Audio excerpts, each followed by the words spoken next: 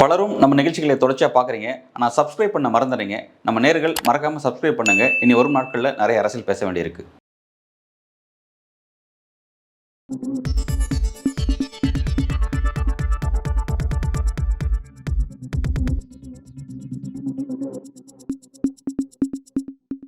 வணக்கம்.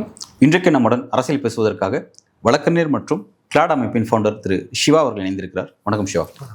சிவா, இப்போ தமிழ்நாட்டு அரசியலில் அஜித்குமாரோடைய அந்த கஸ்டடியல் டெத் அப்படிங்கிறது ஒரு முக்கியமான ஒரு விவாத பொருளாக போயிட்டுருக்கு. இது போயிட்டுருக்கு இந்த நேரத்தில் இது பற்றி இந்த இந்து ஆங்கில செய்தித்தாளில் டேட்டா பாயிண்ட் அப்படின்ற அந்த காலத்தில் ஒரு விரிவான ஒரு ஆர்டிகல் எழுதியிருக்காங்க. ஒரு கம்பைண்டாக ஒரு ஆய்வு செஞ்சு எழுதியிருக்க ஒரு ஆர்டிகலாக இருக்குது.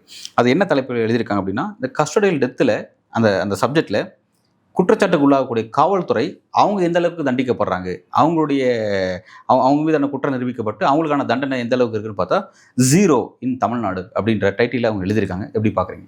இது தமிழ்நாட்டில் மட்டும் 0 இல்லை, இந்தியாவிலே 0. அந்த ரைட்டில் அப்படிதான். அதான் ஏன்னா நம்ம அதை மொத்தமாக கிளாரிஃபை பண்ணோம்ல. ஏன்னா இந்தியாவிலேயே இந்த அரெஸ்ட் ஆகும், அதுக்கப்புறம் சார்ஜ் ஷீட்டும் ஃபைல் பண்ணியிருக்காங்க. ஆனால் இது வரைக்கும் கன்விக்ஷனுங்கிறது அபிஸ்மலி ரொம்ப லோ, ஆல்மோஸ்ட் 0 தான். ஏன் இன்னைக்கு பேசுகிறோம், ஏன் இதை தொடர்ந்து பேசலைங்கிறது நம்மளோட பெரிய பிரச்சனை. ஏன்னா இது கண்டினியூஸாக பேசிக்கிட்டே இருக்கணும். எத்தனையோ சுப்ரீம் கோர்ட்டில் சொல்லியிருக்காங்க டார்ச்சர், கஸ்டோடியல் டார்ச்சர் ஒத்துக்க முடியாதுன்னு. ஆனால் இது எப்படி நார்மலைஸ் ஆகுச்சுன்னு ஒரு காமன் மேனாக நான் பார்க்குறேன்னா, லாயராக இல்லை, சினிமா ஒரு பெரிய காரணம். இதில் சினிமாவில் எப்படி காமிக்கிறாங்க, ஒரு கிராமத்துலேருந்து ஒரு அக்யூஸ்டோ அப்படின்னு ஒரு படம் இருந்துச்சுன்னா அவங்க கோர்ட்டில் எப்படி நிற்க வைக்கிறாங்க, அவங்கள எப்படி ஜட்ஜி கிட்ட சொல்கிறாங்க, அடிச்சுட்டு என்னன்னு சொல்லி காட்டுங்கிறதெல்லாம் இது ஏதோ படத்தில் நிறைய காமிச்சு ரொம்ப நமக்கு சென்சிட்டிவே இல்லாமல் போயிடுச்சுன்னு நினைக்கிறேன். ஓகே, அது ஒரு பெரிய காரணம். நம்ம ஏன் இது ஏன் முக்கியம்னா, நம்ம ஏன் இந்த விஷயத்தெல்லாம் ப்ரொடெஸ்ட் பண்ணுறது இல்லை, இல்லைனா போலீஸ் இப்போ ரோட்டில் பார்த்தா நம்ம ஏன் பயப்படணும், இந்த கேள்வி எல்லாமே இங்கேருந்து தான் வருது. ஏன்னா ஒட்டு மொத்தமாகவே மக்கள் போலீஸுக்கு அடிக்க உரிமை இருக்கு அப்படின்னு யோசிக்கிறதும், என்னை அவன் மிரட்டுவான், அடி வாங்குறதுக்காக தான் நாங்க இருக்கோம் அப்படிங்கிறதும். ஆனா இந்த பேட்டர்ன் தமிழ் சினிமாலேயோ இந்தியன் சினிமால காமிக்கும் போது புவர் இல்லைன்னா ஒடுக்கப்பட்ட ஜாதியில இருக்கவங்க இல்ல மைனாரிட்டியில இருக்கவங்க இந்த இடத்துல வாங்கும்போது படத்துல காமிக்கும் போது நார்மலிஸ்டா இருக்கு. இதே படங்கள்ல எவ்வளோ ரெஃபரன்ஸ் உங்களுக்கு எத்தனையோ படம் பார்த்துருப்பீங்க. பணக்காரங்களுக்கோ இல்ல மேல் ஜாதியில இருக்கிறவங்களுக்கோ அவ்வளோ சீக்கிரமா அதை சினிமால காமிச்சிட மாட்டாங்க. அது ஏன்னா அவங்களுக்கு லா தெரிஞ்சிருக்கலாம், இல்ல இங்கிலீஷ் தெரிஞ்சிருக்கலாம், கான்ஸ்டியூஷன் அவங்களுக்கு தெரியும், இல்ல புக் ஐபிசினா என்னன்னு தெரியும். அந்த விஷயத்தினால தொடர்ந்து education, access, opportunity, power of law இதெல்லாம் தெரிஞ்சவங்களுக்கும் இது எல்லாம் தெரியாதவங்களுக்கும் உள்ள வேறுபாடு தான் எனக்கு தெரிஞ்சு இதோட பெரிய கிரக்ஸ் நினைக்கிறேன். ஏன்னா இந்தியாவில் இத்தனை வருஷமா இப்போ இந்த மாதிரி சில விஷயங்கள்லாம் சொல்லணும்னா கொஞ்சம் அதனால தான் நம்பர்லாம் சொல்லணும்னா நம்பராக தான் இருக்கணும். இப்போ நீங்கள் சொன்னது ஒரு பேப்பர் நேர்த்தி வந்தது. இதே மாதிரி ஏப்ரலில் ஹிந்துவில் டேட்டா பாயிண்ட் ஒன்று வந்துச்சு. அப்போ அந்த லோக்நித்தின்னு ஒருத்தவங்க இந்தியா ஃபுல்லாக பண்ணியிருந்தாங்க. மொத்தம் 8276 போலீஸ் அவங்க இன்டர்வியூ பண்ணியிருக்காங்க. அதில் 82 லொக்கேஷனில் பண்ணியிருக்காங்க. அந்த 82 லொக்கேஷன் 17 ஸ்டேட்ல இருக்கு.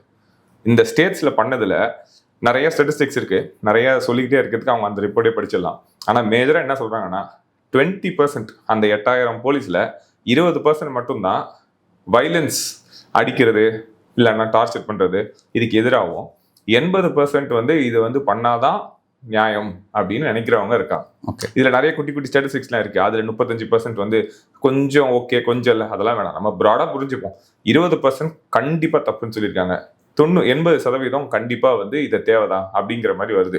இதுல இன்னொரு ஸ்டாட்டிஸ்டிக்ஸ்லயே சின்ன அந்த திருட்டு, இந்த மாதிரி அசால்ட்டு, இந்த மாதிரி விஷயம், பெட்டி அஃபென்ஸ்னு வச்சுக்கோங்களேன், திருட்டு, கொள்ளை, இந்த மாதிரி விஷயங்களுக்கெல்லாம் இவங்க என்ன சொல்றாங்கன்னா அதே ஸ்டாட்டிஸ்டிக்ஸ் தான் வருது. ஆனா இந்த நேஷனல் சம்பந்தப்பட்டது இருக்குல்ல, ஏதாவது ஒரு குற்றம் ஆன்டி நேஷனலாவோ இல்ல டெரரிசத்துக்கு அடியில வைக்கலாம்னு வந்துச்சுன்னா அது 50%, வெறும் 9% மட்டும்தான் தேர்ட் டிகிரி அஃபென்ஸ். அதாவது இப்ப இந்த ஜெய்பீம்ல பார்த்த மாதிரி இருக்கிறதா அதான் வச்சுக்கோங்களேன். அந்த ஜெய்பீம்ல பார்த்த அளவுக்கு மோசமான ட்ரீட்மெண்ட் கொடுக்கறது வெறும் 9% போலீஸ் தான் அது செய்யலான்னு சொல்றாங்க. ஸோ இப்ப இதுல இருந்து என்ன சொல்றோம்னா, போலீஸை ஒட்டுமொத்தமா அப்படி சொல்றது ஒரு பாலிடிக்ஸா இருக்கலாம். அது இல்ல இவங்க எல்லாம் நல்லவங்கன்னு சொல்றது ஒண்ணு இருக்கு. ஆனா எல்லா டிபார்ட்மெண்ட்லயும் இப்போ இப்போ ஜுடிஷியரி இருக்குன்னா அதுல 2 ஜட்ஜ் தப்பா இருப்பாங்க. அதனால ஜுடிஷியரி தப்புன்னு சொல்லிட்டு ஜுடிஷியரி உடைச்சிட முடியாது. போலீஸ் இதுலயுமே வந்து நம்ம அதே மாதிரி சொல்ல முடியாது. ஆனா 9% அது வேணும்னு சொல்லியிருக்காங்க. இந்த 9% வந்து சொல்றவங்க ஏன் அந்த 9% நான் திருப்பி சொல்லிக்கிட்டே இருக்கேன்னா அந்த 9% இல்லீகல்னு அர்த்தம். ஓகே. ஏன்னா கஸ்டோடியல் டார்ச்சரோ டெத் வரைக்கும் போற டார்ச்சரை ஒருத்தர் ஆமோதிக்கிறாங்கன்னா இவங்க வந்து லாக்கு அடியில வேலை செய்யறவங்க கிடையாது. ஓகே. இது லா மீறி வேலை செய்யறவங்க. ஸோ அந்த 9%ங்கிறது பெரிய நம்பர் தான். அப்ப இத்தனை 9%யும் களை புடுங்க வேண்டியது வந்து ஸ்டேட்டோட சென்சிட்டிவிட்டி. மக்கள் இப்போ எத்தனையோ டார்ச்சர் டெத் எல்லாம் நடந்திருக்கும். இன்னைக்கு சிசிடிவி இந்த கேமராஸ் இதெல்லாம் வந்ததுனாலதான் இன்னைக்கு அந்த அஜித்குமாரோட இதுல ஒரே ஒரு ஐ விட்னஸ் தான் இருக்கு. அந்த ஐ விட்னஸுக்கு தனியா போலீஸ் கார்டு போட்டிருக்காங்க. ஏன்னா அவருக்கு அவ்வளவு டார்ச்சர் எங்க எந்த பாலிடிக்ஸ்ல இருந்து வருதுன்னு தெரியல, எந்த சைட்ல இருந்து வருதுன்னு தெரியல. ஆனா அந்த ஒரு விட்னஸை மட்டும், ஏன்னா அவர் தான் கேமரா எடுத்து போட்டது. அப்போ இந்த ஒரே ஒரு சிவிலியனு ஒரு சிட்டிசன் யாரோ ஒருத்தர் இது தப்புன்னு தெரிஞ்சு எடுக்கிறாங்க. 5 சிட்டிசன் தான் போலீஸ் யூனிஃபார்ம்ல இல்லாம அவங்க அடிக்கிறாங்க.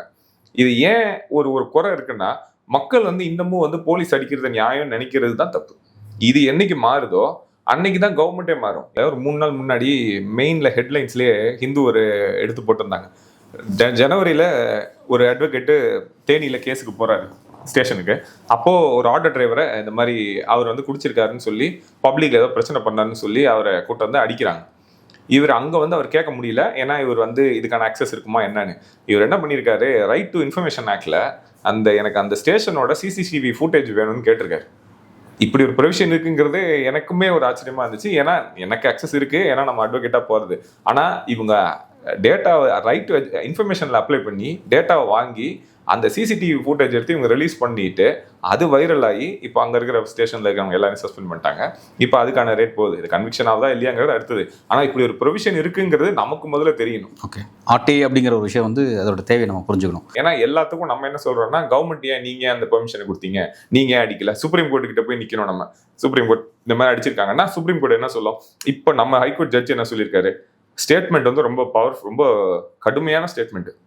ஸ்டேட் தன் சிட்டிசனை கொலை செய்தது போல் இருக்கிறது. இதான் கொடுத்த ஸ்டேட்மெண்ட். அது அந்த பேப்பர்ல இருக்கு, அது அவர் கொடுத்தது ஜட்ஜ்மெண்ட்லயே இருக்கு. ஒரு போலீஸ் தான் ஸ்டேட்ல இருக்கிறவங்கள மர்டர் பண்ண லெவல்னு ஸ்டேட்மெண்ட் வருது. இது வந்து நமக்கு சாத்தங்குளத்துல வந்துச்சு, அம்பாசமுத்திரம், இது 3வது கேஸ். இந்த மாதிரி டார்ச்சர் அதான் இது 3 தான் வந்து ரொம்ப ஹைலைட்டா போனது. நிறைய நடந்துகிட்டு தான் இருக்கு. ஹியூமன் ரைட்ஸ் கோர்ட் இருக்குல்ல நம்ம தமிழ்நாட்டுல மெட்ராஸ்ல, அந்த இடத்துல போய் பாருங்க எத்தனை பேர் விரல உடைஞ்சது, எத்தனை பேர் கையை உடைச்சாங்க, எத்தனை பேர் காலை உடைச்சாங்க. நான் அங்கேயும் ப்ராக்டிஸ் பண்ணியிருக்கேன், அங்கேயும் பார்த்துருக்கேன். எதுக்குன்னே தெரியாது. அங்கே எனக்கு தெரிஞ்சு ஒரு 2-3 இன்ஸ்பெக்டர்லாம் டிரான்ஸ்ஃபர் பண்ணாங்க. எதுக்குன்னா அவர் வந்து ஸ்பெசிஃபிக்கா தலித் பசங்களை மட்டும், அசோக் நகர்ல தான் அந்த ஸ்டேஷன், நான் அதுக்கு மேல சொல்ல விரும்பல, அசோக் நகர்ல தான் அந்த ஸ்டேஷன், அங்கதான் ஒருத்தர் இருந்தாரு. அதுக்கு வெறும் தலித் மக்களை மட்டுமே, பசங்களை மட்டுமே பார்த்து கையை உடைச்சு காலை உடைச்ச கதையெல்லாம் இருக்கு. அப்போ இது வந்து இது ஏன் வந்து ப்ரொடெஸ்ட் பண்ணல, ஏன் பண்ணலன்னா என்னோட நாலேஜ்ல தான் சொல்ல முடியும். இதுக்கு 1000 காரணம் இருக்கலாம். ஆனா அந்த டீசென்சிட்டைசேஷன் இருக்குல்ல, ஒருத்தனை கூப்பிடுறாங்க, ஏரியால வீட்டுக்கு போய் கூப்பிடுறாங்க, எடுத்துட்டு வராங்க, அடிக்கிறாங்க அப்படின்னா எதுக்கு அடிக்கிறதுக்கு உனக்கு என்ன உரிமை இருக்கு? எந்த சட்டம் உனக்கு வந்து சொன்னிச்சு? முதல்ல வந்து அவன் கிரிமினல்னு தெரியுமா? அரெஸ்ட் வேற, சஸ்பிஷன் வேற, கன்விக்ஷன் வேற, எல்லாம் கோர்ட்டுன்னு ஒண்ணு இருக்குல்ல. கூட்டிட்டு போய் ப்ரொடியூஸ் பண்ற டைம்ல தான் எல்லாமே நடக்கும். இங்க இருந்து டிடென்ஷன் சொல்லுவாங்கல்ல, இதுதானே. அப்போ இந்த ஹோல் இஷ்யூக்கு காரணம் ஒண்ணு நம்ம இதை ஒத்துக்கிட்டது காரணம், இன்னொன்னு ஸ்டேட் வந்து இவங்கெல்லாம் யாரும் தான் கத்தலையே கண்டினியூ பண்றது கண்டினியூ. யாராவது ஒருத்தர் செத்ததுக்கு அப்புறம் இன்னைக்கு நம்ம பேசுறோம், இந்தியா பேசுது, கோர்ட் பேசுறாங்க. ஏன் பேசல? ஏன் இப்போ வந்து பாலிடிக்ஸ் மட்டுமே வந்து நீங்க குற்றம், அவங்க குற்றம், இவங்க குற்றம்னாங்கன்னா இது ஆக்சுவலா நம்ம குற்றம் தான். நம்மகிட்ட தான் மாற்றி வேணும் அப்படிங்கிறீங்களா? ஆனால் வந்து இப்போ நீங்கள் ஒரு திரைப்படத்து மூலமாக வந்து ஒரு நார்மலைசேஷன் வந்து நடக்குது அப்படிங்கிறத நீங்கள் குறிப்பிடுறீங்க. ஆனால் வந்து அந்த திரைப்படம் எதன் அடிப்படையில் எடுக்கப்படுது, அந்த இயக்குனர் அதை எதுக்காக எடுக்கிறார் அப்படின்னா, இந்த மாதிரியான சில பிரச்சனைகள் வந்து நடந்திருக்கு, அது வந்து லைம்லைட் வராமலே இருக்குது. ஸோ அந்த மாதிரியான பிரச்சனையை நான் மக்கள்கிட்ட கொண்டு வந்து காட்டணும். சமுதாயத்தில் நடக்கிற ஒரு பிரச்சனையை என் கற்பனை இல்லை, இயல்பான விஷயத்த, உண்மையான விஷயத்த நான் எல்லார்கிட்டையும் கொண்டு வந்து காட்டணும். அந்த ஒரு முயற்சி தான் செய்கிறாங்க. ஆனால் அந்த முயற்சியே அதுக்கு தவற போய் முடிஞ்சிருதா?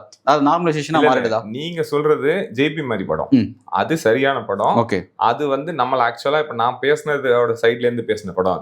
இதெல்லாம் வந்து தப்பு, மக்கள் எல்லாம் இதெல்லாம் ஒத்துக்கிட்டது தப்புங்கிற அந்த படம். நான் சொல்றது ஜென்ரலா படத்துல இப்ப நீங்க ரவுடிங்களை அடிக்கிறதுன்னு காட்டுறதோ, இல்லைன்னா வந்து போலீஸ் வந்து திடீர்னு வீடு பூந்து அடிச்சு சட்டையை பிடிச்சி இழுத்துட்டு போறது, இல்ல யாராவது ஒரு மினிஸ்டர் சொன்னார்னு சொல்லி அவன் தான் பண்ணியிருப்பான்னு சொல்லி என் பொண்ணு அவன் லவ் பண்ணா இல்ல பேசினான்னு சொல்லி உடனே போய் அடிக்கிறது, இதெல்லாம் எப்படின்னா அப்படி கடந்து போயிடும். ஆனா இதுக்கு பின்னாடி எவ்வளவு அத்துமீறல் இருக்குன்னு ஒண்ணு இருக்குல்ல. ஓகே, மினிஸ்டர் சொல்றாரு, நீங்க அடிக்கிறீங்க, எந்த மினிஸ்டர் சொல்றாருன்னு போய் அடிக்கிறீங்க. இல்ல ஒரு பெரிய பணக்காரன் தரப்பான் மினிஸ்டர் கிட்ட ஒரு இன்ஸ்பெக்டர்கிட்ட நான் காசு தரேன், நீ அவனை மட்டும் போய் ஒரு 4 நாள் உள்ள தூக்கி வை, இல்ல அவன் கார்ல தூக்கி கஞ்சா வச்சு தூக்கி உள்ள வைன்னு சொல்றது, இதெல்லாம் பார்த்திருக்கோம். இதெல்லாம் நம்ம கடந்து போறோம். ஆனா இதெல்லாம் இல்லீகல் தானே. படத்துக்கு அது சுவாரஸ்யமா இருக்குன்னு வைக்கிறாங்க. நீங்க சொல்றதெல்லாம் ரியலா சோஷியல் மெசேஜுக்காக எடுத்த படம். அதை பத்தி நான் பேசல. அது ஆக்சுவலா நிறைய வந்தது ரொம்ப நல்லது. இன்னைக்கு ஜெய் பீம் ரெஃபரன்ஸ் இருக்கிறதுனாலதான் தேவையில்லாம இந்த சில பேர்லாம் உட்காந்துக்கிட்டு ஏன் சூர்யா சொல்லலன்னு. சூர்யாக்கு இது வேலையா? அரசியல் பண்ண வேண்டிய வேலையும் மக்கள் பண்ண வேண்டியதும். அவனுக்கு காசு கொடுத்துருக்காங்க, அவன் நடிச்சிருக்கான். இதை தவிர சூர்யாக்கு என்ன வேலை இருக்கு? முதல்ல ஆக்டர் கிட்ட எதுக்கு நம்ம கேட்கணும்? ஆக்டருக்கு தான் வேலையா? போலீஸ்ட்டு கேளுங்க, அரசியல்வாதிட்டு கேளுங்க, உங்க எம்எல்ஏ போய் கேளுங்க, இல்லைன்னா ஜட்ஜை போய் கேட்கணும். அதான் அந்த சென்சிட்டிவிட்டி மூவி எல்லாம் விட்டுறலாம். ஆனா நான் அந்த நார்மலைசேஷன் ஆஃப் கிரிமினல்ஸை ட்ரீட் பண்ற விதம் இருக்குல்ல. ஓகே, இப்போ நடுவுல எல்லாம் அந்த கோவிட் டைம்ல எல்லாம் ஏதோ ஒண்ணு கேட்டாங்கன்னு சொல்லி சும்மா பேசினவங்க எல்லாத்தையும் போட்டு சரியான அடி அடிச்சுட்டு இருந்தாங்க.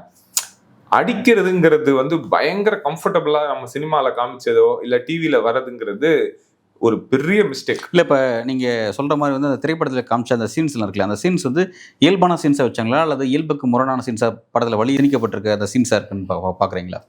முரண்லாம் கிடையாது. ஓகே, அதை நீங்க அதை நார்மலைஸ் பண்ண ஒரு சென்சிட்டிவிட்டியை நார்மலைஸ் பண்ண என்ன ஆகும்னா, நான் ஃபர்தரா இப்போ திருநெல்வேலியில ஒரு இடத்துல நடக்குது, திருநெல்வேலியில நடிக்கிற படத்துல நான் ஒரு படத்துல பாக்குறேன், அந்த படத்தை நான் மெட்ராஸ்ல உட்காந்து பாக்குறேன்னா இதுதான் இயல்புன்னு நான் நம்பிடுவேன். இதை நீங்க ஒரு இடத்துல நடக்குதுங்கிறதுனால படம் எடுத்து 1000 பேருக்கு சொல்றதுனால என்ன ஆகும்னா 1000 பேர் நம்புவாங்க, இப்படிதான் அடிப்பாங்க போல இருக்குன்னு. ரோட்ல நின்று அடிப்பாங்க, லுங்கியை தூக்கி கட்டினாக்க அடிப்பாங்க, இல்லைன்னா துண்டை போட்டு அடிப்பாங்க. இதெல்லாம் அடிப்பாங்கன்னு நான் நம்ப வைக்கிறது யாரு? இது யாரு கொஸ்டின் பண்ணுவானா? அவங்களுக்கு லா படிச்சாவோ இல்ல பேப்பர் இந்த மாதிரி நீங்க படிச்ச மாதிரி இப்ப இந்த பேப்பர் படிச்சுட்டு அவங்கள பார்த்தாங்கன்னா அவங்க கேட்பாங்க என்ன எப்படி நீ அடிப்பேன்னு கேட்பாங்க. ஏன்னா இது இல்லீகல்னு தெரியும். ஆனா இல்லீகல்னு தெரியாம ஊர்ல இந்த லாவோ சட்டமோ ஃபண்டமெண்டல் ரைட்டோ தெரியாதவங்களுக்கு அடிச்சுக்கிட்டே இருந்தா வாங்கிட்டே தானே இருப்பாங்க. இப்போ நான் இங்கே அதே கேள்வி தான் கேட்குறேன். இப்போ அந்த படத்தோட இயக்குனர் இந்த மாதிரி சீனை ஏதாவது கிராமத்தில் பார்க்கறது அடிப்படையில் அதை நான் படத்தில் கொண்டு வரணும் அப்படின்றது அடிப்படையில் நான் இருக்கிறத காட்டுறேன் அப்படின்ற ஒரு விஷயம் இருக்குல்ல. இப்போ அதை பார்க்குற நம்ம கிட்ட தான் தப்பு, நம்ம தான் சரி பண்ணிக்கலாமா? அப்படி ஒரு படத்தை இயக்கக்கூடிய இயக்குநர்களுக்கு பொறுப்பு இருக்கு, அவங்களே இந்த மாதிரி விஷயம் பொறுப்பு இருக்கு. இப்போ சோஷியல் ரெஸ்பான்சிபிலிட்டினா அப்புறம் என்ன? இப்போ ஒரு ஒரு 20 வருஷம் முன்னாடி படத்துல ஒரு கவுண்டமணியோட ரொம்ப ஃபேமஸான ஒரு படம் வந்திருக்கும். அவர் ஒரு கவுண்டர் ஒருத்தர் இருப்பாரு, அவருக்கு ஷேவ் பண்ணுவாரு. அந்த ஷேவ் பண்ணும்போது அவர் கேட்பாரு, எங்களுக்கு மட்டும் அவரும் செந்திலும் இருப்பாங்க, கேட்பாங்க ஒரு தேங்காய் மட்டையில இது கொடுப்பாங்க, காஃபி கொடுப்பாங்க. அப்போ அவர் கேட்பாரு, ஏன் எங்களுக்கு மட்டும் என்ன ஒரு எவர் சில்வர் இல்லை ஒரு பிளாஸ்டிக்காவது கொடுக்கலாமேன்னு, ஏன்டா உனக்கு எனக்கும் தரம் டிஃபரன்ஸ் இல்லையான்னு கேட்பாங்க. அப்போ நீங்க இதில் தான் குடிச்சிக்கிட்டு இருக்கணும், அதை குடிச்சிக்கணும். இந்த சீனை நீங்க வைக்க முடியுமா? இன்னைக்கு நீங்க அதே வார்த்தையை சொல்லுங்க பார்க்கலாம். நான் மட்டும்தான் அதில் குடிப்பேன், நீ இதில் குடிக்க கூடாதுன்னு. அப்புறம் இன்னொரு படத்துல அந்த வெட்டியான் வேலை யாரு பாக்குறதுன்னா நீ உன் பிள்ளையும் பாரும்பாங்க. அப்புறம் யாரா வெட்டியான் வேலை பாக்குறதுன்னு கேட்பாங்க. இந்த சீனை இப்போ வைக்க சொல்லுங்க. ஏன் காலத்துக்கு ஏத்த மாதிரி அந்த சிச்சுவேஷன் மாறிக்கிட்டே வருது இல்ல. ஏன்னா சில விஷயங்கள் சொல்லலாம். அதே மாதிரி பெண்கள்னா அந்த ஆத்திரம் என்பது பெண்களுக்கெல்லாம் அடிப்படை வரைதானேன்னு ஒரு பழைய கமல் பாட்டு ஒண்ணு இருக்கு. ஓகே, கம்பெனி அம்மான் தானே, அந்த பாட்டு இப்ப வைங்க. அப்ப மாறுது இல்ல, சொசைட்டி திருப்பி ரிஃப்ளெக்ட் பண்ணுது இல்ல. நீங்க பண்றத பண்ணிட்டு தான் இருக்கீங்க, உங்க மனுஸ்மிருதியா தான் சொல்லும். ஆனா அதை வெளியே சொல்ல முடியாத அளவுக்கு சொசைட்டி திரும்பிடுச்சுல. அந்த கண்ணாடி ஏற ஏற ஏற சோஷியல் ரெஸ்பான்சிபிலிட்டியும் வரணும். ஏன்னா நீங்க அந்த படத்துல இயல்பு நீங்க சொல்றீங்க, கிராமத்துல இருக்கிற இயல்பை தானே சொல்றேன். ஆனா அதே இயல்பு அதே மிராஸ்தாரையோ ஒரு பஞ்சாயத்து ஓனரையோ அதே மாதிரி ட்ரீட் பண்றது இல்லைல்ல. இல்ல ஒரு பெரிய லேண்ட்லார்ட் ஒருத்தர் இருக்காருன்னா அந்த பண்றது இல்லைல்ல. அப்போ எசக்கி கையை வெட்டலாம், சிவாஜி கையை வெட்ட முடியாதுல்ல. அப்ப தெரியுது இல்ல, எங்களுக்கும் தெரியும்ல எதெல்லாம் மாறுதுன்னா இது சரி தப்பெல்லாம் இல்ல. அந்த காலகட்டத்துல அது உண்மை. எப்பயுமே பின்னாடி போய்கிட்டே தான் இந்த பிஜேபியோட தாட் மாதிரியே நானும் போய் நாங்க 2000 வருஷத்துக்கு முன்னாடி நாங்க தான் சர்ஜரி கண்டுபிடிச்சோம்லாம் வேண்டாம். அன்னைக்கு காலகட்டம் அது. அன்னைக்கு அந்த சினிமா டைரக்டர்ஸ் அப்படி பண்ணாங்க, அது இயல்பு. இன்னைக்கு அதை பண்ண முடியாது. அப்போ இன்னைக்கு 2 பேர் கஸ்டோடியல் டார்ச்சர்ல இறந்துருக்காங்க. அப்ப திருப்பி இன்னைக்கு ஒருத்தர் இறக்குறாங்கன்னா 5 வருஷம் ஆயிருக்கு அந்த சாவுக்கு அப்புறம். இன்னமும் சென்சிட்டிவ் ஆகாம இருக்குங்கிறது தப்பு தானே. ஏன்னா போலீஸுங்கிறது நார்மல் பீப்புள் கிடையாது, அவங்களுக்குன்னு ரூல்ஸ் இருக்கு, ரெகுலேஷன்ஸ் இருக்குன்னு. 5 வருஷமா சென்சிட்டிவ் ஆகாம இருந்தீங்க. ஒருத்தனை அடிக்கும் போது தெரியாதா 44 இடத்துல இன்ஜுரி ஆயிருக்குன்னு ஜட்ஜி சொல்றாரு. எப்படி 44 இடத்துல இன்ஜுரி ஆகும்? ஒரு அடி அடிக்கும் போதே தெரியாதா? அப்போ சென்சிட்டிவிட்டி எங்கேருந்து வரணும்னா இங்க இன்னும் புஷ் பண்ணலன்னு அர்த்தம். இப்ப நம்ம இந்த பேசிக்கிட்டே இருக்கிறது படம் ஜேபி மாதிரி படம் வராது, மாத்த இன்னும் ஒரு 10 வருஷம் கழிச்சு இதே கதையை நீங்க திருப்பி கேட்கலாம். ஏன் அன்னைக்கெல்லாம் ஒரு காலத்துல வந்து ஸ்டேஷன்லாம் வச்சு அடிச்சிருந்தாங்க, செத்து போனாங்க எத்தனையோ பேருன்னு. அன்னைக்கு அது இருக்காது. ஏன்னா அவ்வளவு ஈஸியா எந்த டைரக்டரும் காமிச்சிட முடியாது. இனிமே காமிக்க சொல்லுங்க, அது அவ்வளவு இயல்பா ஒரு தலித்தையோ இல்லைன்னா ஒரு முஸ்லீமையோ தேவையில்லாம சும்மா போட்டு எங்கேயாவது இழுக்கிற அடிக்கிற அடியெல்லாம் பண்ண முடியாது. அதெல்லாம் மாறிதான் ஆகும். பொதுவாகவே இந்த மாதிரியான அந்த கஸ்டடி டெத், இந்த டார்ச்சர் அப்படிங்கிற விஷயங்கள்லாம் வந்து எங்கேருந்து வருதுன்னா, பை ப்ராக்டிஸ் ஆஃப் போலீஸ் அப்படின்ற மாதிரி அவங்களுடைய இந்த பயிற்சி காலகட்டத்தை அந்த மாதிரியான விஷயங்கள் அவங்களுக்கு கொடுக்கப்படுது. அதை தான் அவங்க இந்த விஷயத்தை எக்ஸிக்யூட் பண்ணுறாங்க. ஸோ வந்து பிரச்சனையை சரி பண்ணால் அங்கே தான் போய் சரி பண்ணணும் அப்படின்ற ஒரு கருத்தை முன் வைக்கிறாங்க. இதை எப்படி பார்க்குறீங்க? எப்பயுமே நீங்க இந்த மாதிரி அங்கதான் போய் சரி பண்ணணும், இங்கதான் போய் சரி பண்ணணும்னா அது ரொம்ப கஷ்டம். ஏன்னா இன்னைக்கு மேனுவல் ஸ்கேவெஞ்சர்ஸ் இருக்காங்கல்ல, சாக்கடையில இறங்கி வேலை செய்யறவங்க இருக்காங்க. எத்தனையோ சட்டம் போட்டாங்க இல்லீகல்னு, எத்தனையோ போட்டாச்சு. ஆனா அது நடந்துட்டு தான் இருக்கு, நம்மளும் பார்த்துட்டு தான் இருக்கோம். அப்போ அதனால எல்லாத்தையும் அங்கெல்லாம் வச்சுட்டுலாம் இருக்க முடியாது. இதுக்கு ஏன் இதை திருப்பி மேல போக முடியாது, நம்மளே பண்ணணும்னு சொன்னோம்னா, இந்த 2020 ஜார்ஜ் ஃப்ளாய்டுன்னு ஒரு ஒரு ஒரு கருப்பு இனத்தை சேர்ந்தவர் ஒருத்தரை வந்து நடு ரோட்ல வெள்ளக்கார ஒருத்தர் போலீஸு, அவரு முட்டிய மேல கழுத்து மேல வச்சு அவரு பொறுமையா சாவறத இருந்து அவர் பார்த்து அவரை சாவடிச்சாங்க. அந்த வீடியோ வந்து ரொம்ப ரொம்ப வைரலா போச்சு அப்போ. ஏன்னா அவர் தண்ணி கேட்பார். தண்ணி கேட்டு அவரோட கடைசி வார்த்தை வந்து ஐ காண்ட் பிரீத், என்னால மூச்சு விட முடியலன்னு சொன்னதுதான் லாஸ்ட் வார்த்தை. அதுதான் ஸ்லோகனாவே மாறிச்சு. அமெரிக்காவே பத்தி எரிஞ்சுதுன்னா அப்பதான். ஏன்னா அன்னைக்கு தான் வந்து ரியாலிட்டியை பார்த்தாங்க. ஆனா அமெரிக்காவுக்குமே இது வந்து ஒரு வழக்கம் இருக்கு. கருப்பு இனத்தை வந்து ரொம்ப தாழ்த்தி தான் அவங்க பார்ப்பாங்க. ஏன்னா அவங்களும் 300 வருஷமா அடிமையாக வச்சு வேலை அளவுடு கிடையாது, படிப்பு அளவுடு கிடையாது, எக்கனாமிக் ஆப்பர்ச்சுனிட்டி அளவுடு கிடையாது, ஊரை விட்டு ஒதுக்கி வச்சிருப்பாங்க. அவங்களுக்கெல்லாம் திருப்பி அப்படி இப்படின்னு கொஞ்சம் ஃப்ரண்ட்ல வந்தோடனே அவங்களுக்குமே கவர்மெண்ட் அங்கேயுமே பிளாக் வந்து இன்னைக்கும் அதிகமாக தான் ஜெயில இருக்காங்க. ஏன்னா அவங்களுக்குமே அவங்க மேல உள்ள அந்த டிஸ்கிரிமினேஷன் இது அவங்களுக்கு ரொம்ப ஜாஸ்தி ஒயிட்ஸுக்கு. ஆனா ப்ரொட்டஸ்டா மாறினதுக்கு அப்புறம் முதல் முறையா அந்த டெரிக்னு ஒருத்தர் தான் போலீஸ் அவரை கன்விக்ட் பண்ணாங்க. கன்விக்ஷன் வேற, அரெஸ்ட் பண்ணுவாங்க. நம்ம ஊர்லயே அரெஸ்ட் பண்றாங்க. இப்ப இந்த போலீஸ் சஸ்பெண்ட் பண்றாங்க, அரெஸ்ட் பண்றாங்க. ஆனா கன்விக்ஷன் எப்படின்னா, இந்த போலீஸ் ஆபீசர்ஸ் யார் அடிச்சு கொண்டாங்களோ 14 வருஷம் ஜெயில் தான், அவங்களுக்கும் 14 வருஷம் ஜெயில் தான். நீங்க அங்க போனாதான் அது நியாயம். அது நம்ம ஊர்ல கம்மி. அதான் நீங்க கேட்ட முதல் கேள்வி, எத்தனை பேர் கன்விக்ஷன் ஆயிருக்குன்னா 0. அப்போ அது பண்ணா மட்டும்தான் இன்னொரு போலீஸ் இது செய்ய மாட்டாங்க. இப்ப எப்படி ஆகுதுன்னா, இவங்க எல்லாருக்கும் ஒரு பேட்டர்ன் இருக்கு. செய்யறவங்க தப்பு செய்யற சில போலீஸ் இருக்காங்க.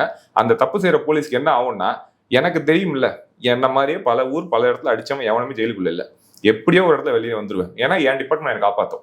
இந்த எண்ணம் மாறணும்னா அங்க டெரிக்க போட்ட மாதிரி இங்கேயும் வந்து யாரெல்லாம் அந்த ஃபெலிக்ஸா இருந்தாலும் சரி, இந்த இதுல இருந்தாலும் சரி, எல்லா இடத்துலயும் அவங்கள இதே மாதிரி குற்றவாளியா ட்ரீட் பண்ணி அதே 14 வருஷத்துக்கு தூக்கி உள்ள வைக்கணும். அப்போ இது வாய்ப்பு இருக்கு. யூஎஸ் ஒரு மாடலை காமிச்சு அங்கே இருக்க மாதிரியான ஒரு சிஸ்டம் இங்கே வேணும்னு சொல்கிறீங்க. இப்போ அதை நோக்கி நகரணும். இப்போ நம்ம இந்திய சிஸ்டம், தமிழ்நாடு சிஸ்டம் அதை நோக்கி நகரணும் அப்படின்னா நம்ம எங்கேருந்து அந்த விஷயத்தை கான்சன்ட்ரேட் பண்ணணும்? அதாவது டைரெக்டாக அந்த சிஸ்டத்தை நோக்கி நம்ம சரி பண்ணுறதை நோக்கி கொண்டு போகணுமா, அல்லது அப்படி ஒரு சிஸ்டம் ஃபங்க்ஷன் ஆகணும் அப்படிங்கிற மாதிரி காமன் மக்கள்கிட்ட அந்த பிரச்சனை, அந்த பார்வைகளை நம்ம இங்கிருந்து அதை நோக்கி புஷ் பண்ணுவோம்? கண்டிப்பாக காமன் பீப்புளுக்கு இந்த சென்சிட்டிவிட்டி வேணும். ஓகே. ஏன்னா இன்னும் அதில் நீங்கள் அந்த காமிச்ச பேப்பர்லேயே ஒரு டேட்டா இருந்துச்சு. 2017 2022 வரைக்கும் இந்தியா பூரா இருக்கிற ஸ்டாட்டிஸ்டிக்ஸ்லயே ஹையஸ்ட் யார் தெரியுமா? யூபி. 2630 பேர் இறந்துருக்காங்க கஸ்டோடியல் டெத்தில். தமிழ்நாட்டுல 490. இந்தியாவிலே 2 நம்ம தான். யூபிக்கு அப்புறம் உள்ள மிக முக்கியமான ஸ்டேட் நம்ம தான். ஓகே. அப்போ இது வந்து 2022 வரைக்கும். இதுல வந்து இது அதிமுகவா திமுகலாம் நமக்கு தேவையில்லை, போலீஸ் தான். ஸோ ஆனா அந்த 2022 வரைக்கும் தான் டேட்டா அதுல கொடுத்துருக்கு.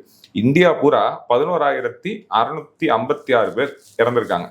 ஆனா அவங்க எல்லாம் வந்து அத்தனை பேரும் போலீஸால அடிக்கப்பட்டது இல்லை, ஆனா அவங்க எல்லாம் கஸ்டடியில இருந்தோம். அது மட்டும் மாறல. அப்ப இந்த 2 டேட்டாவும், இது வந்து பார்லிமெண்டோட டேட்டா, இதுல வந்து இருக்கிற 490 பேர் கஸ்டடி இதுல இறந்திருக்காங்க. இப்ப இதுல இருந்து என்ன எனக்கு விளங்குதுன்னா, இது வந்து இதுல ஒரு காஸ்ட் ஆங்கிள் பெருசா இருக்கு. ஓகே. இதுல ஏன் நான் அதை சொல்றேன்னா, இப்ப அதுல இது அந்த இதுலயே தான் ஒரு மொத்தம் பாப்புலேஷன் ஆஃப் தலித்ஸ் வந்து தமிழ்நாட்டுல 20% இருக்காங்கன்னு இருக்கு.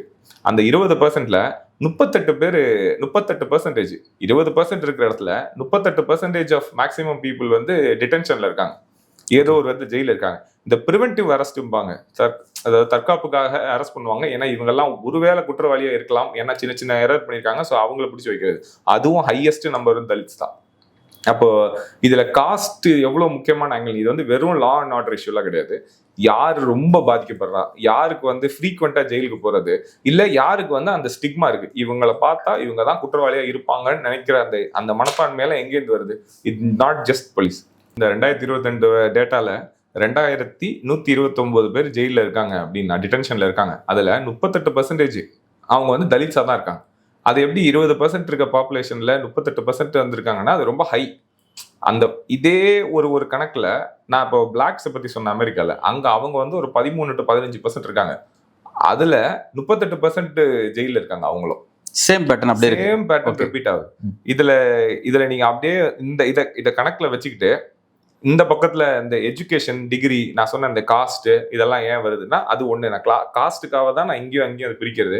ரெண்டாவது ஹையர் எஜுகேஷன் லிட்ரஸி ரேட்டு, இந்த ரேட்லாம் வச்சு பார்த்தா பிளாக்ஸுக்கு வந்து ஸ்கூலுக்கு போறவங்க ஒரு 85% போயிட்டாங்க. ஆனா டிகிரிக்கு போறவங்க 25% தான் இருக்காங்க. ஓகே, ட்ராப் பெருசா இருக்கு. அது வந்து ரொம்ப கம்மி. ஓகே, ஸ்கூல் எல்லாரும் போயிடுறாங்க. அது வந்து ஒரு பெரிய 85% அமெரிக்கால 85% ஆல்மோஸ்ட் ஒயிட்ஸ் ஆவரேஜா ஸ்கூல் போயிடுறாங்க. ஆனா காலேஜுக்கு போனா வெறும் 25% தான். இதே இதுல நம்ம ஊர்ல ஷெட்யூல்டு காஸ்ட் அதுல எஸ்சில எடுத்தோம்னா இந்த ஸ்கூலுக்கு போறவங்க 65% இருக்கு. ஆனா டிகிரிக்கு போறவங்க வெறும் 15% தான் இருக்கு. அதே இடத்துல ஸ்கெடியூல்டு ட்ரைப்ஸ் இருக்காங்கல்ல, ஆதிவாசிகள், அந்த இடத்துல போனா ஹை ஸ்கூல் லிட்ரஸி ரேட்ல 60% இருக்கு. 5% தான் டிகிரிக்கு போறாங்க. ஓகே, அப்போ அந்த ஜெய்பீம்ல வந்ததெல்லாம் எஸ்டி தான். ஸோ இப்போ இதில் தெரியுதுல யார் எங்க வந்து டிகிரி யாரெல்லாம் ஹையர் எஜுகேஷனுக்கோ நல்ல எஜுகேஷன் ஹை எண்டுக்கு போறதோ அவங்களோட நம்ம யூகிக்கலாம் இந்த நம்பர் ஏறுச்சுன்னா அது குறையும். ஏன்னா பிளாக்ஸ் 25% தான் காலேஜுக்கு போறாங்க, எஸ்சி 15% தான் அப்ரோச்சபிளா இருக்காங்க, எஸ்டி பாப்புலேஷன் 5% தான் ஹையர் டிகிரிஸ்க்கு போகுது.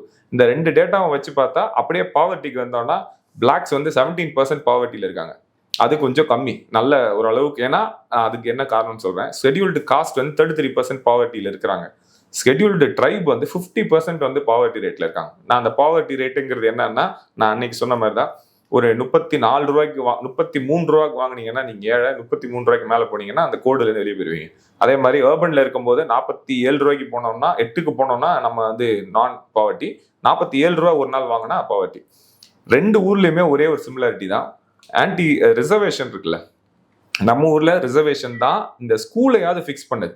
இப்போ நீங்க ஃபர்ஸ்ட் சொன்ன மாதிரி பிளாக்ல 85%, 65% எஸ்சி, எஸ்டி 60% ஸ்கூலுக்கு போயிட்டாங்கிறது ரிசர்வேஷனால உள்ள போயிருப்பாங்க. ஏன்னா free school, free education, free food, free travel, uniform இதெல்லாம் கொடுக்குறாங்க. காலேஜுக்கு அது கிடைக்கிறது இல்லை. அது வந்து நீங்க அப்ளிகேஷன் போடணும், ஸ்காலர்ஷிப் வரணும். இப்போ இந்த கவர்மெண்ட்ல நிறைய ஸ்காலர்ஷிப்லாம் தூக்கிட்டாங்க. ஸோ அதுவும் கிடையாது. இதே மாதிரி அமெரிக்கால பிளாக்ஸுக்கு ரிசர்வேஷனுக்கு பேரு நம்ம ஊர் ரிசர்வேஷன் மாதிரி அங்கே அஃபர்மேட்டிவ் ஆக்ஷன் இருக்கு. இது இந்த கடைசி 10 வருஷத்துல ரிசர்வேஷன் எதற்கான பேச்சு இங்கேயும் வந்துச்சு. இப்போ ட்ரம்ப் வந்த உடனே அஃபர்மேட்டிவ் ஆக்ஷன் அவங்க ஒரு ரிசர்வேஷனையும் குறைக்கணுங்கிறார். ஏன்னா பிளாக்ஸ் எல்லாம் வந்து காலேஜுக்கு போறாங்க. ஏன்னா நான் சொன்னேன் அவங்க காலேஜுக்கு கொஞ்சம் எக்ஸ்ட்ராவா போக ஆரம்பிச்சிருக்காங்க பிளாக்ஸ் எல்லாம். ஏன்னா அங்கே ஹார்வர்ட் யூனிவர்சிட்டி, இந்த பெரிய பெரிய யூனிவர்சிட்டிஸ்க்கெல்லாம் ரிசர்வேஷன் கொடுத்து அவங்கள வந்து காலேஜுக்குள்ள எப்படியாவது கூட்டிட்டு வந்துடும். அது காலேஜுக்குள்ள வந்து பெரிய இடத்துக்கு படிப்பு வந்துருச்சுன்னா அது ஈக்குவாலிட்டி நார்மல் ஆயிடும். அது நார்மல் ஆயிடுச்சுன்னா வளர்ச்சிக்கு தானே போவோம். ஆனா இங்க அது கிடையாது. ஒரு விஷயத்த நீ சொல்லும்போது இன்னொரு விஷயம் ஞாபகம் வருது. இடையில வந்து ஒரு யூஎஸ் நண்பர்கிட்ட பேசிட்டு இருக்கும்போது அவர் என்ன சொன்னார்னா, இந்த நார்கோட்டிக்ஸ் டிபார்ட்மெண்ட்ல வந்து இந்த சாதாரணமாக யூஸ்வலாக கிடைக்கக்கூடிய போதைப் பொருளை வந்து அதையே இல்லீகல் ஆக்கிட்டாங்க. அப்போ வந்து ஈஸியாக வந்து அதை பிளாக்ஸ் வந்து கன்சியூம் பண்ணுறாங்க. கன்சியூம் பண்ணுறது மூலமாக இனிஷியலாகவே அவனை வந்து ஒரு அக்யூஸ்டாக ஃப்ரேம் பண்ணிவிட்டு அப்புறம் அவனுடைய க்ரௌத் ஃபுல்லாகவே கல்வி நோக்கி அவன் போகக்கூடிய எல்லா க்ரௌத்தையும் வந்து கண்ட்ரோல் பண்ணிடலாம் அப்படின்ற ஒரு பேட்டர்னை வந்து அங்கே ஃபாலோ பண்ணுறதா ஒரு விஷயம் சொன்னாங்க. அதே மாதிரி இங்கே நான் பார்க்கும்பொழுது வந்து பார்த்திங்கன்னா, இப்போ வந்து சென்னையிலே நம்ம இருக்கிறோன்னா கூட கண்ணகி நகர், எழில் நகர்னு சொல்லிட்டு இந்த ஸ்லம் கிளியரன்ஸ் போர்டால் கட்டப்பட்ட அந்த குடியிருப்புகள் இருக்குது பார்த்திங்களா, அந்த பகுதிகளில் அங்கே இருக்கக்கூடிய ஒடுக்கப்பட்ட மக்கள் அவங்க பார்த்தீங்கன்னா அவங்களும் வந்து சின்ன பையனாக இருப்பான், பார்த்தா ஒரு வழக்கு வாங்கியிருப்பான், ஏதாவது ஒரு ட்ரக்ஸ் யூஸ் பண்ண வழக்கு இருக்குது. அப்போ அதன் மூலமாக என்னன்னா ரிப்பீட்டடாக வந்து அவனை வந்து ஒரு அக்யூஸ்ட் ஆகிற ஒரு போக்குங்கிறது இருந்துகிட்டே இருக்குது. இதை வந்து பர்பஸாகவே எல்லா இடங்களையும் ஒரே அதாவது அந்த மாதிரி ஒடுக்கப்பட்ட நபர்களை அக்யூஸ்ட் ஆகிற போக்கும் ஒரே மாதிரியான பேட்டர்ல பின்பற்றப்பட்டதை நம்ம பார்க்குறோம். எப்படி இதை ஃபைட் பண்ணலாம், இந்த விஷயத்தை எப்படி ஃபைட் பண்ணலாம் நீங்க பார்க்குறீங்க? இல்லை, இது அந்த யூஎஸ்ல வந்து கெட்டோன்னு சொல்லுவாங்க. ஓகே, நம்ம ஊர்ல வந்து அதுக்கோட ஈக்குவலண்ட், நாட் எக்ஸாக்ட், காலனின்னு சொல்றாங்கல்ல. நம்ம மெட்ராஸ்ல சொல்லலாம் எந்த காலனி, அந்த காலனி, இல்லைன்னா ஸ்லம் போர்டு, இந்த ஸ்லம்ல இதெல்லாம் வந்து கெட்டோ. ஒரு குறிப்பிட்ட மக்கள் அந்த இடத்து, அதாவது ஒன்னே ஸ்கெடியூல்டு காஸ்டா இருப்பாங்க, இல்லைன்னா வந்து புவர் பீப்புள், ரொம்ப புவர் பீப்புளா இருக்கவங்க எல்லாம் ஒரு இடத்துல ஒதுக்குறது. இப்போ சைதாப்பேட்டையில் இருக்கிறவங்க எல்லாம் தான் இப்போ போய் எழில் நகர்லையோ கண்ணகி நகர்ல இருந்தாங்க. ஆம்பளைங்கெல்லாம் இங்கே வேலைக்கு வந்துடுறாங்க. அங்கே வந்து பக்கத்தில் ஃபேக்ட்ரி கிடையாது, வேலை கிடையாது, படிப்புக்கு ஸ்கூல் பெருசாக கிடையாது. என்ன பண்ண முடியும்? அப்போ எது வந்து அவங்கள அந்த துயரத்துலேருந்து கொஞ்சம் மறக்க வைக்கும்னா இந்த ட்ரக்காக இருக்கலாம். இப்போ ட்ரக் இருக்கும்போது ஒரு எம்டி மைண்ட் என்ன பண்ணும்? ஆப்பர்ச்சுனிட்டியே கம்ப்ளீட்டா எடுத்தாச்சு. மெட்ராஸ்ல இருந்தாவது அவங்க ஏதோ ஒரு லேபர் வேலைக்காவது அவங்க போயிடுவாங்க. இப்ப அங்க எதுவுமே கிடையாது. ஊரை விட்டு எங்கேயோ ஒதுக்கி போய் வச்சிருக்காங்க.